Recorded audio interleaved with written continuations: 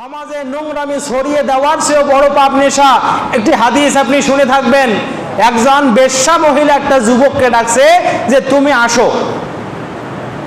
যাওয়ার পরে তিনটে অপশন দিছে যে হয় তুমি আমার সাথে জেনা করবে, না হয় ওই যে ছোট বাচ্চাটা আমার পড়ে সেটাকে হত্যা করবে, না হলে এক বোতল মদ আছে সেটা খাবে। তিনটার যে কোনো একটা করলে তুমি এখান থেকে সালামতে যাইতে পারবে। আর যদি কিছুই না করতে চাও আমি কিন্তু চিল্লাবো, মানুষ ডাকবো, তোমার নাক কাটা যাবে।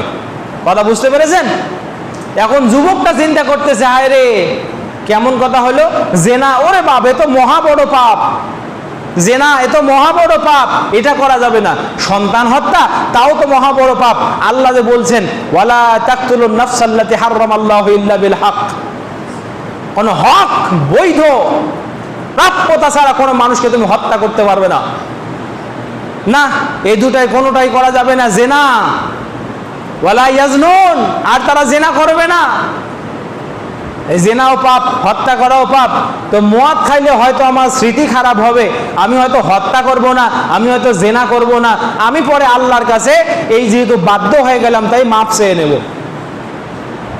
এবার যুবকটা সহজ চিন্তা করে মদের বোতলটা খাচ্ছে। খাওয়ার পরে সামনে তরবারি হাতে নিছে, তাই কি বললি তুই মানুষ ডাকবি, দাঁড়া। মদ খাওয়ার পরে স্মৃতি উল্টে গেছে, এবার মহিলাকে জেনাও করছে, সন্তানটাকে হত্যাও করছে, তারপরে বের হয়ে চলে যাচ্ছে। এখন বলেন পাপ এখন কয়টা হইল? মদ খাওয়া একটা পাপ, মদের কারণে স্মৃতি গেল, জেনা হইল সেটা একটা পাপ, সন্তানটাকে হত্যা করলো সেটা আর একটা পাপ।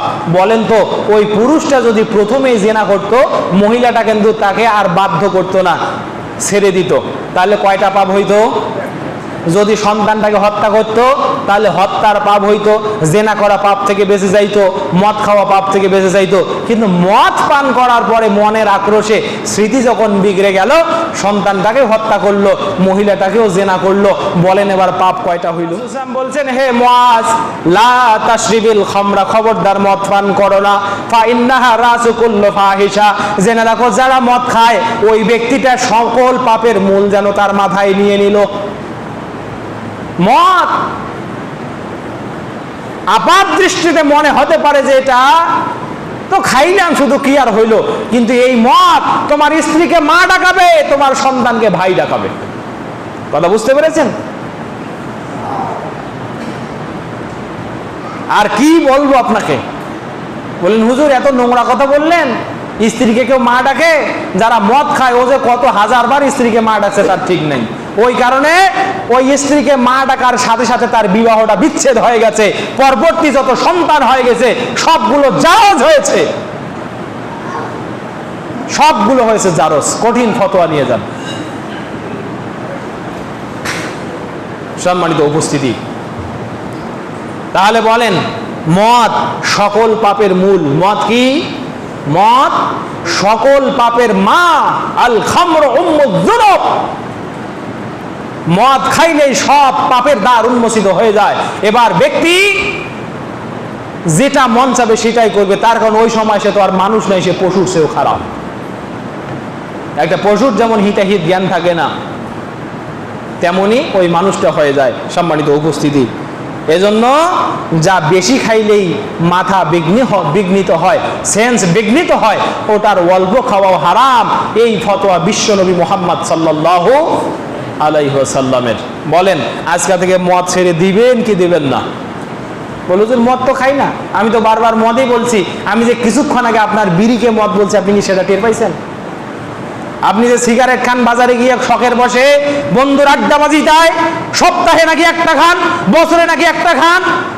যদি কেউ এটা খান, আপনি খাবেন আজকে এবং আগামী 40 দিনের হায়াত এনশিওর করে খাবেন। যদি আগামী 40 দিনের হায়াত আপনি এনশিওর করতে না পারেন, খবরদার খান না। আপনি যদি লিখে দিতে পারেন যে আমি আগামী 40 দিন মরবো না, তার কারণ আল্লাহ রাসূল সাল্লাল্লাহু আলাইহি ওয়াসাল্লাম বলছেন, শোনো তোমাদের ভিতরে যারা মদ খায় লাম তুকবাল সালাতাহু 40 সাবাহা, ওই ব্যক্তির 40টা ভোরের নামাজ আল্লাহর কাছে কবুল হয় না। 40 দিনের নামাজ আল্লাহর কাছে কবুল হয় না। তো বিগত 40 দিন নাকি সামনের 40 দিন? আজ এই মুহূর্তে খাবেন, এই জোহরের ওয়াক্ত খাবেন, 40 দিনের দিন জোহরের যে ওয়াক্ত আসবে, হাদিস বলছে ওই ওয়াক্তে আপনার এই নেশার ভ্রম কেটে যাবে। এরপরে যদি আর না খান তাহলে হয়তো কবুল হইতে পারে, তবে তওবা যদি করেন সেটা আলাদা কথা। সম্মানিত উপস্থিতি, শোনেন শোনেন শোনেন, আল্লাহ রাসূল